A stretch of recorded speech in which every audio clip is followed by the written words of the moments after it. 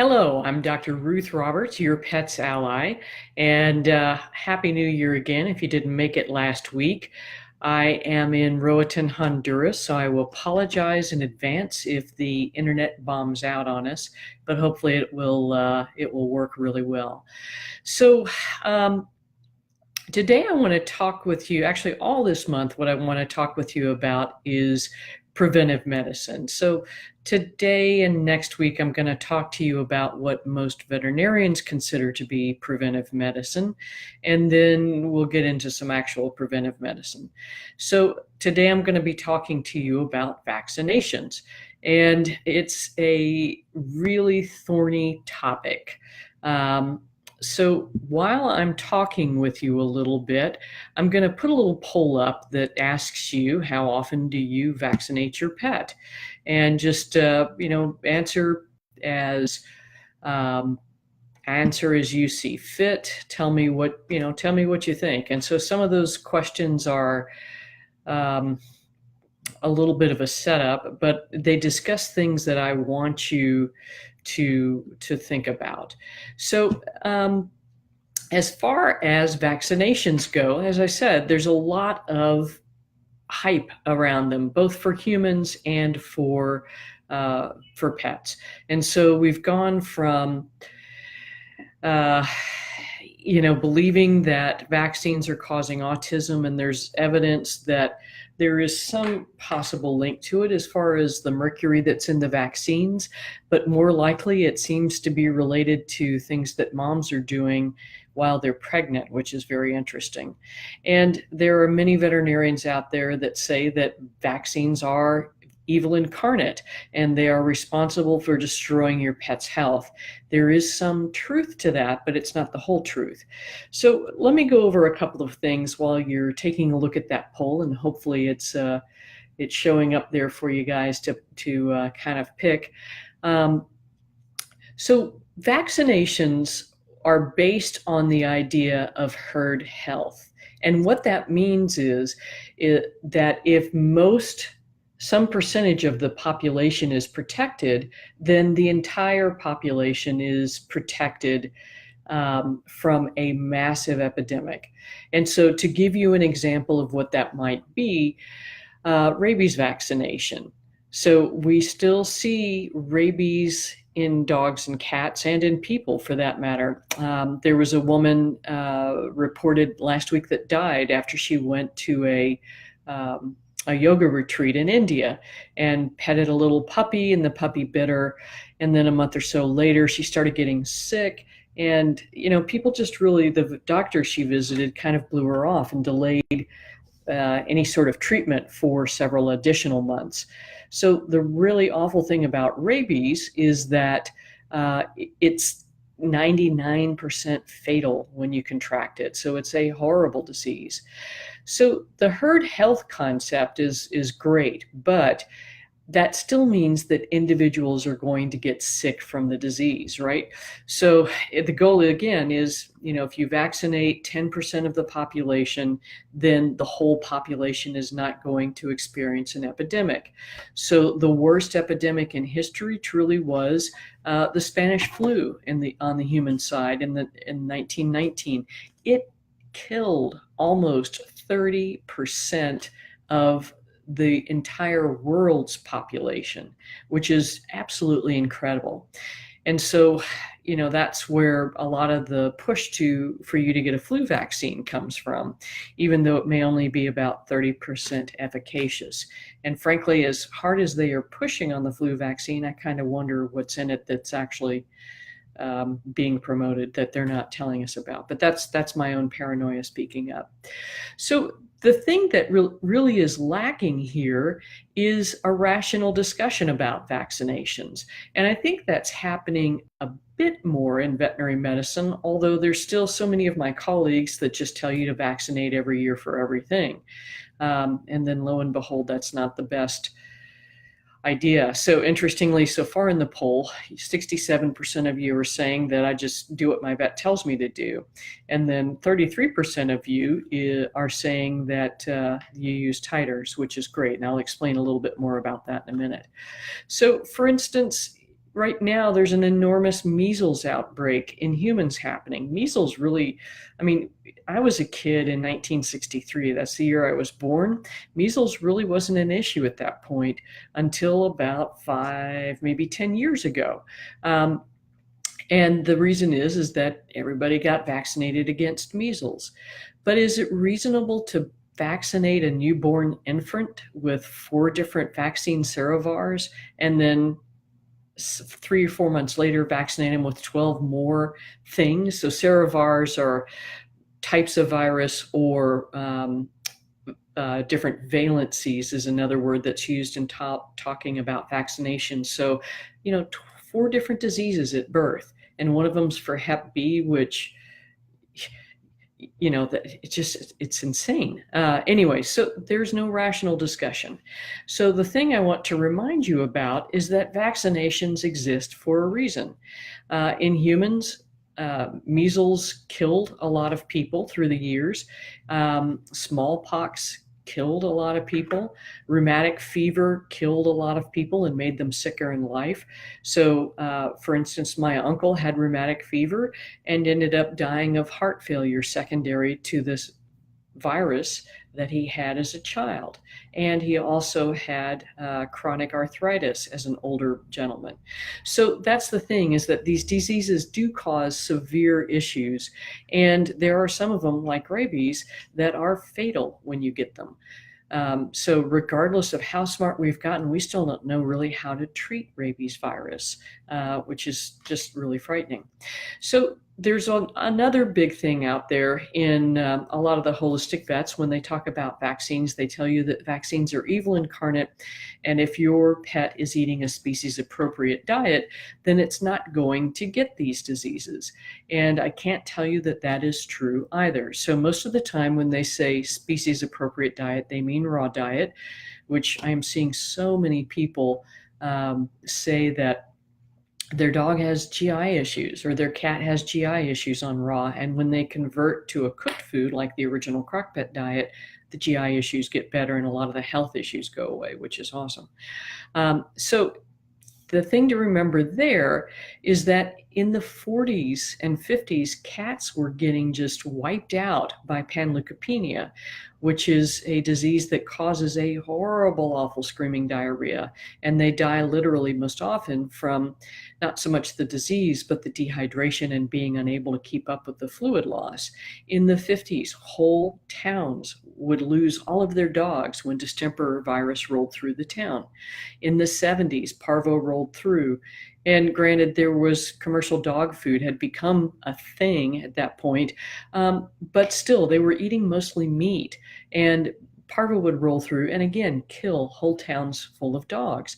So these vaccines offer protection against this, but I am also here to tell you that we're still not doing it right. And so in the 1990s, 1999 to be exact, we realized that, all these cats are getting tumors, fibrosarcomas, where they got their vaccines. Well, what's up with that? And coincidentally, Ron Schultz, who is considered to be the grandfather of vaccine research in veterinary medicine, had published his first paper on the duration of immunity of vaccines. And to be honest, that is not something that anybody had looked at before. We just gave vaccines every year because they're good. They're good for the pet. They protect them from these diseases.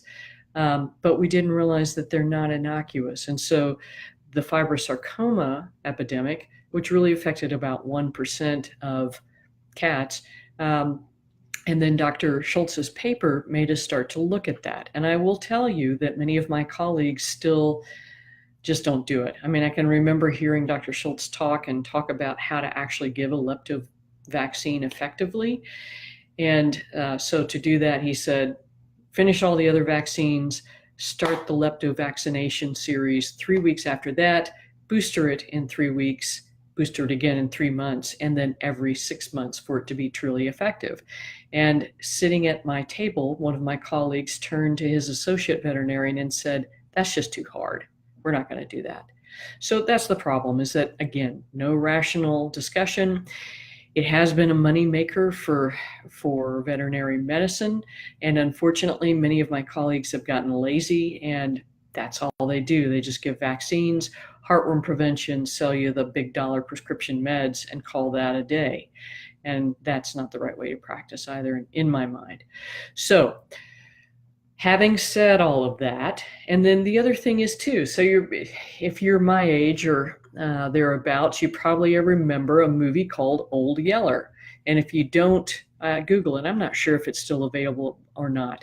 It's when Disney movies didn't all have happy endings, but it was about a boy's love for his dog. The dog contracted hydrophobia, which was a colloquial term for rabies, and the boy had to do what was kindest for the dog. Again, rabies is invariably fatal when you develop it. So it was about rising above and doing the best thing for your friend instead of a happy princess movie ending. Anyway, I digress. So having said all of that, what vaccines does my pet actually need? Well, I'm going to put 3 links down into the comments, and I'll see if I can do that pretty quickly here. So the first one is the most recent rabies compendium. And in this document, some very interesting information. And I'll talk a bit about that as well. The second one, if I can get this thing to copy, is the American Animal Hospital Association recommendations for dogs for vaccinations. And this third one is the most recent updated guidelines for cats and vaccinations. So let me put that in there so you guys can check that out, and you'll have those resources, and I'll get back to these things on there for you. So in both of these vaccine documents, as far as dogs and cats goes, they define them as core vaccinations and non-core vaccines. And so let me go through that very briefly for you. For dogs, that's distemper, parvovirus, influenza, and rabies vaccine. Non-core are considered lepto, Lyme, bordetella, flu vaccine, and rattlesnake. Now, the interesting thing is there used to be a category called not recommended. And so what that category does not exist anymore in either of these documents. And so what that means is, to me, is that industry has gotten its hands wrapped around the publishing of these documents a little bit more. Now, in cats, core vaccinations are panleukopenia, herpes virus, Coelices virus, and rabies. Non-core are feline leukemia, feline immunodeficiency virus, feline infectious peritonitis, or FIP, chlamydophila filus, and dermatophytes. So dermatophytes are fungal infections, which if you've got a long-haired cat, whether it's a Himalayan or what have you, that is not a fun thing. So core vaccines are considered to be the ones that every pet should have. Non-core vaccines are the ones that are given based on their risk of exposure. So if you live in the Northeast and you live in, say, Lyme, Connecticut, and you have a Maltese, but your Maltese never hits the ground or only goes out into the grass, does it need a Lyme vaccine? Probably not. If you go hiking with your Maltese, does it need a Lyme vaccine? And the answer is maybe. And that's where you should have a conversation with your veterinarian. So there's big discussion about, well, maybe we just need to prevent the ticks from attaching, and that's a good thought. Because these, again, vaccinations are not without consequences. So for instance, the leptospirosis vaccine is the one that most commonly causes vaccine reactions in dogs. Lyme vaccine is a killed vaccination, and again, it can cause some systemic effects. So the other ones, the flu vaccine, most kennels demand that you have it, or many of them demand that you have it now. But in truth, you need to have that vaccine series started 4 weeks before you board the dog for it to actually be protective against the canine flu. And this, again, this is spelled out in both of these documents as to when your pet is actually going to be protected with these vaccinations. A lot of people still say that the flu vaccine is a vaccine in search of a disease. And much like the human vaccination for the flu, it's based on one serovar, one variety of the flu that showed up probably 10 years ago and isn't necessarily updated. So yeah, not so great. For cats in feline leukemia, so personally for me, feline immunodeficiency virus and FIP virus, I've never seen those vaccines be very helpful. Interesting thing about feline leukemia vaccine is that once a cat reaches somewhere over a year of age, even if it has never been vaccinated against feline leukemia, there are no cats that develop the disease, so they seem to be able to develop their own protection against it. So again, if your kitten is indoor only and there's no way that it is going to get outside and get exposed to fighting with another cat or sexual transmission of feline leukemia, then chances are good that it's never going to happen. Are you doing a lot of rescue work where you've got potentially FELV positive cats in your house? Then that's when you would consider vaccinating any new kittens, because it can also be transmitted through saliva. So food bowls, water bowls, that kind of stuff. So next, big question that comes up is like, whoa, okay, all right, so I need to consider the core vaccines for my pets, and I think that's reasonable. How often should that happen? And so my protocol is this. Number one, any vaccination your pet gets, you really, really, really ought to follow it with Thuja or Thuja, depending on how you like to pronounce it. And Thuja is a plant that is used by homeopathic veterinarians as part of detoxification. And it is available in an oral form, which has been more difficult to get, and then a homeopathic version as well. So I tend to like the oral form myself. There are topical ones. Do not use those orally, so be careful when you're choosing. But with the oral liquid, I tend to use a drop per 10 pounds of body weight twice a day for 5 days after each vaccination. If your pet weighs 12 pounds, give 2 drops. Round up, not enough is not going to work, right? So the schedule I tend to use or used in practice was for puppies, we would do a distemper parvo vaccination at 12 weeks, and then 3 to 4 weeks later, a second booster. Dr. Schultz has said in the past that if a pet receives a vaccination after 14 weeks of age, that it is protected. That is absent from these guidelines that I've posted here. But I have a feeling that industry is sort of meddling with things. Bordetella, I do recommend, which also gives para-influenza and is given intranasally. I don't have experience with the oral vaccine to tell you how well it does or does not work. The subcutaneous injectable one doesn't work well. So intranasal, given at 8 weeks of age when puppies kind of first came in to see us, because you want to show your puppy off and all of that good stuff. And Bordetella is really easy to catch. It's like whooping cough in people. Now, having said that, realize this one other caveat about puppies and kittens for that matter.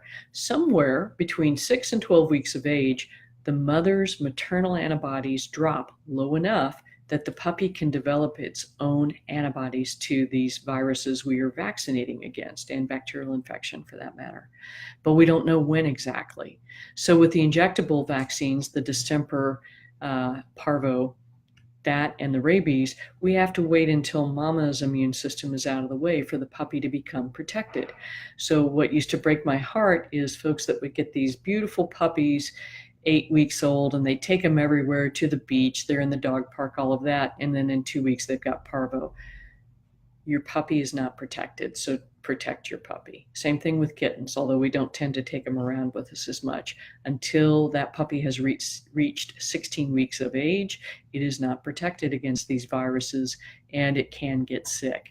So be very cautious. If you start with training classes, which are a good idea, do make sure you're working with somebody that is scrupulous about cleaning and disinfecting after each class. So having said all of that, with kitties, same. So we're doing, all right, so distemper parvo, 12 and 15 weeks roughly, and then rabies at either 14 weeks or 17 weeks. Give that 2 weeks away from, at least from the last distemper parvo vaccination. And at 1 year of age, I would recommend reboostering distemper parvo and rabies. Again, split them by 2 weeks and give thuja after each vaccination. After that, I recommend titering every 3 to 5 years based on what your veterinarian is comfortable with. And for those of you that don't know, a titer is a blood test which looks at the level of protective antibody your pet has against a specific disease. If your vet's not doing it or is telling you it's going to be hideously expensive, but they're interested in learning more, send them over to me. I am happy to help educate them on how to set up a titer program and also introduce them to a discounted titer cost through the American Holistic Veterinary Medical Association and Kansas State University. Titers can be used for rabies vaccines, and I'll mention this here. So the interesting thing about that rabies compendium I posted, so that was published first in 2016, and the interesting thing is that if an animal bites a person, then this is where all these 6-month quarantines and all of this stuff come up. Interestingly enough, they say if a dog or cat has ever been vaccinated, they are considered up to date, and they are going to have a 10-day at-home quarantine, and then they will be asked to revaccinate at the end of that time, which is an enormous change from where things were in the past. So it is a really, and then if you have a titer test available, then you've got that information that your pet is protected against rabies. So for you folks that may or may not be familiar with it, there's something called the Rabies Challenge Fund that was set up by Dr. Schultz and Dr. Jean Dodds and some pet owners, and has been supported to actually document what is the duration of immunity with the current rabies vaccinations we have. And the update in January of 18 is that Dr. Schultz says the Rabies Challenge Fund research study showed protection from live rabies virus challenge 5 years after the dogs received 2 doses of rabies virus vaccine. Other data are still be collecting for the 6.5 and 7-year post-vaccination periods. And so what's happening in this study is they're doing the actual vaccine research, meaning that they have 2 groups of dogs and cats. One never was vaccinated, one group. The other group was vaccinated as a puppy or kitten, and then vaccinated roughly 1 year after that initial vaccination. And then they just kind of hung out in this research facility. So at 3 years, they were challenged, meaning they were given exposure to live rabies virus, and the control group also given live rabies virus. For a challenge to be effective, according to USDA standards, over 80% of the unvaccinated population must develop the disease. And so they had some issues initially where only 79% developed it, and so that created a real backup. So what this means is that they are protected at 5 years, means they literally did not develop any disease whatsoever when given live rabies virus, and over 80% of the unvaccinated group did develop the disease. And it's animal research is not the best, but it's one of the few ways we can actually know well, we think this is the truth, but is it really? Because again, rabies is invariably fatal. And at some point before the rabies vaccine was available, it was prevalent in the human population because we were exposed to wildlife. So it is really important. So, having said all of that, and I'll put the information for the Rabies Challenge Fund in the comment again, if you can, give them some money. The vaccine industry sure isn't paying for this research. These two veterinarians, out of the goodness of their heart, donate their time to actually get the research done. And, so they rely on our donations to support this research. So put your money where your mouth is and do the right thing for these folks. So now, what if, the one other thing about titers too. All right, so you can vaccinate again at roughly 1 year after the last vaccination series as a puppy or kitten. So your pet is now roughly 16 months old, something like that. Or you could consider titers. If you're with the rabies, this is not the case. Obviously, you do need to booster that one at 16 months of age. So with the other vaccines, you can consider titers at roughly 16 months of age. And if your dog is protected, I would still recommend retitering a year out, because that protection may not hold for that whole period of time. Conversely, again, just booster vaccinations at 16 months do use thuja. Again, with distemper virus, the feline distemper vaccine, so-called, and then 2 to 3 weeks later do the rabies vaccination and use thuja again. So the deal with titers too is this: okay, you're 3 to 5 years down the road, and you're doing your first titer for your pet, and one of the fractions come back as not protective. What do you do? So this is where your veterinarian says, okay, we really need to revaccinate and see if we can get the titer up. Okay, so I had to do this with my cat Pepe. His rabies titer dropped below protective level, and that does happen. And that's a whole nother bag of wax. But at any rate, so we revaccinated, retitered him a year later, and voila, it's back up to normal. So what happens if you revaccinate, and then retiter, and it's still not protective? That means that your pet is a non-responder. It's not going to develop sufficient antibody levels to show protection. Now, here's where it gets really confusing. Your pet may still have something called cell-mediated immunity, which is a more non-specific response to that particular virus. And so in the case of Pepe, that probably he still was protected against rabies. And some of the nuances in the Rabies Challenge Fund are that at 5 years, 80% of the pets did not had adequate titer values, but because the first challenge with live virus, 79% of the control animals didn't, only 79% developed the rabies virus. That means that they couldn't say that, yes, the other 20% actually were protected. So they finally were able to go back and do that, and lo and behold, the cell-mediated immunity was protective. So that it gets really confusing about that part. Now, so if your pet is a non-responder, do you revaccinate again? And the answer is no. It is a non-responder. It doesn't matter how many of those vaccines are given, your pet is not going to develop a sufficient humoral antibody response. So don't continue vaccinating, because there are side effects that happen with the vaccines. So I think that is what I've got. Now, the reason I'm talking about these today is that as I keep saying, there are things that happen health-wise that create a big issue.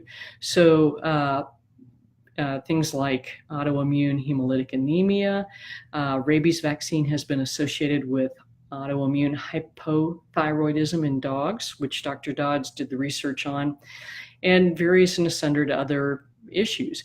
The other thing is too, is that if your dog has cancer, or if it has an autoimmune disease and several other sort of chronic diseases, it is not recommended to revaccinate. And this is where using titers can be very helpful.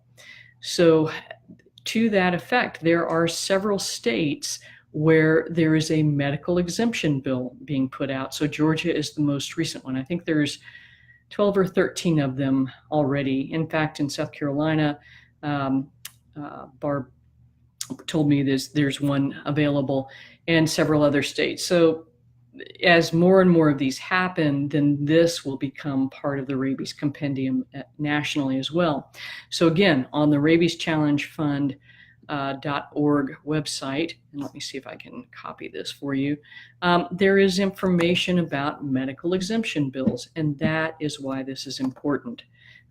Pets with chronic disease and things of that nature, very, very important that they do not get vaccinated again.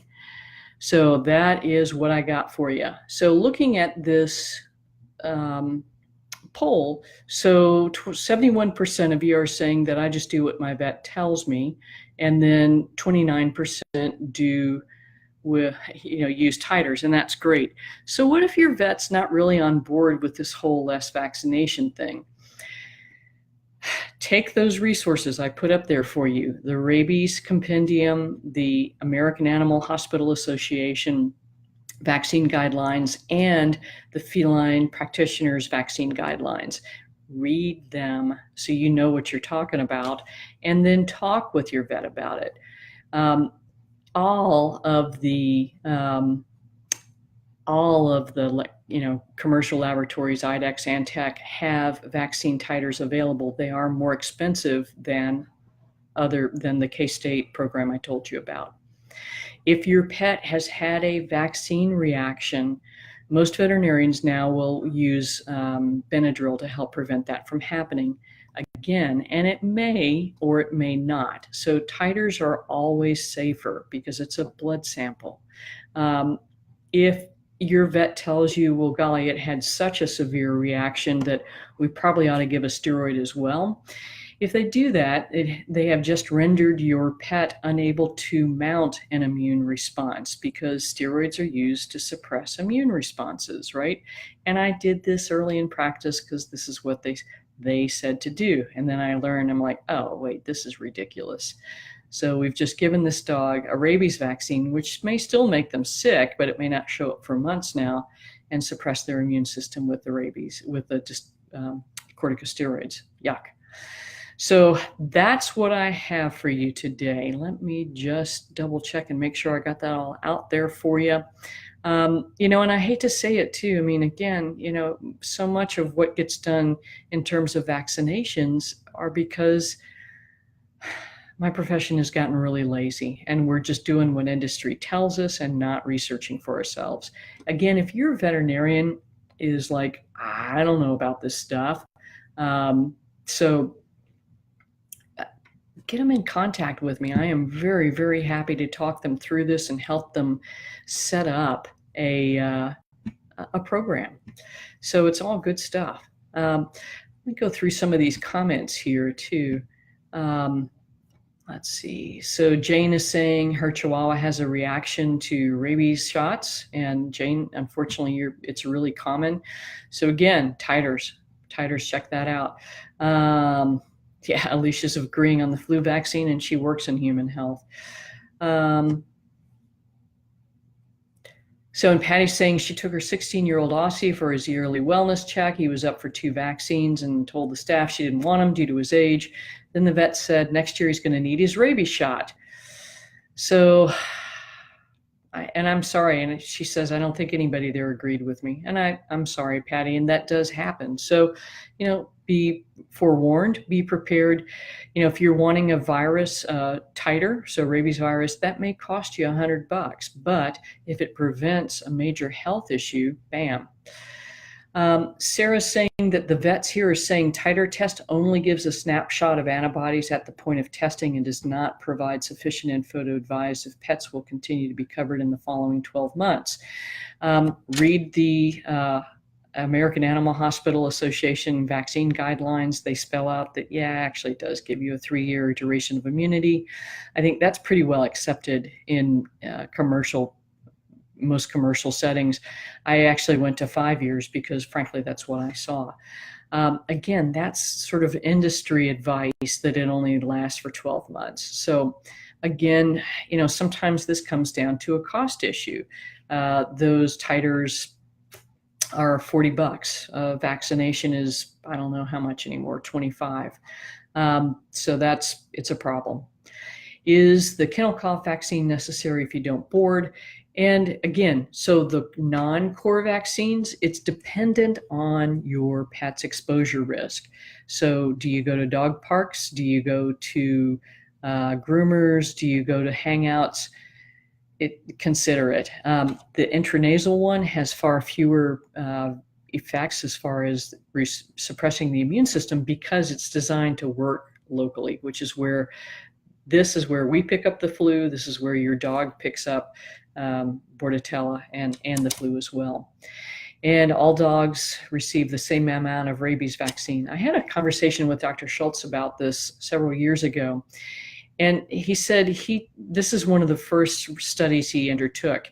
And the thing that baffled him was that for some Chihuahuas, he could give 1/10 of a dose of the vaccine and they would develop immunity, but only 60% maybe.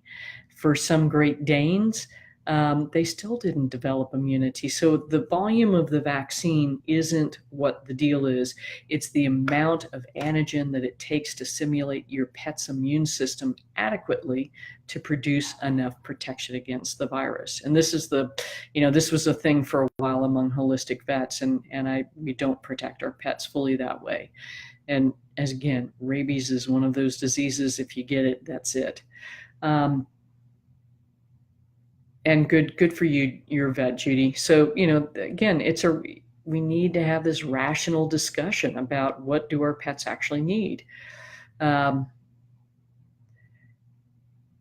Yeah, and Judy said she also had to get the rabies series, which is not fun. And I had so how I got started in this is I actually had a reaction to the rabies vaccination when I was in veterinary school, and it created not just like a local problem. It created arthralgia that I dealt with for probably 6 to 8 months. And there's probably, this has been an issue for me going forward in life as well. So again, vaccines are not innocuous. Sarah's saying she has 3 indoor cats. Does she need to vaccinate? They do hang out with the dogs. Sarah, probably not. So again, this is where titers are important. Now, the other thing is that I've had tons of cat owners that have 3 indoor cats, and then somebody passes away and they bring in another kitten, and then all of a sudden all the cats have upper respiratory viruses.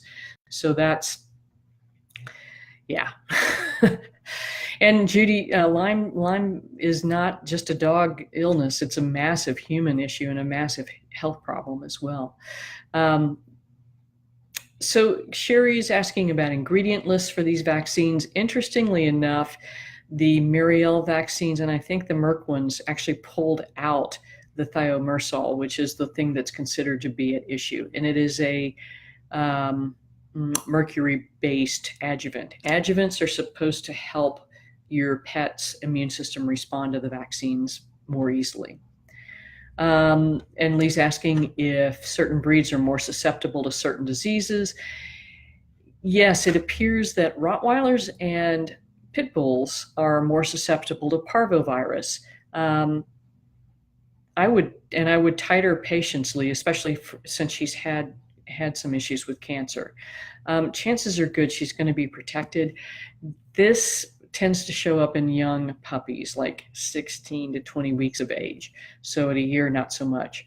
So after 2 years of vaccines on a dog, all right. So, and that's the other thing I didn't clarify, Alicia. Thank you. So Puppy series, 16 months booster in 3 years, because we know the duration of immunity for distemper parvo is 3 years and rabies is 3 years. That's when you would do the first titer. Does that make sense? If you elect to not booster and titer at 16 months of age, that's when I would re-titer in a year. So, I mean, that data about duration of immunity has been available since 1999, which is when I started changing my vaccine protocol. Judy, we're going to talk about heartworm and flea and all that good stuff next week. And Judy, if your vet's wanting information, please ask him to reach out to me, and I will be happy to get on the phone with him and talk and see what I can do to help educate him a little bit more. Poor sweetie. Kim's dog never had a rabies shot because she developed an autoimmune disease not long after her puppy shots, IBD and low neutrophils. What should I do? That's a tough one. And frankly, Kim, that's where consultation would be really helpful.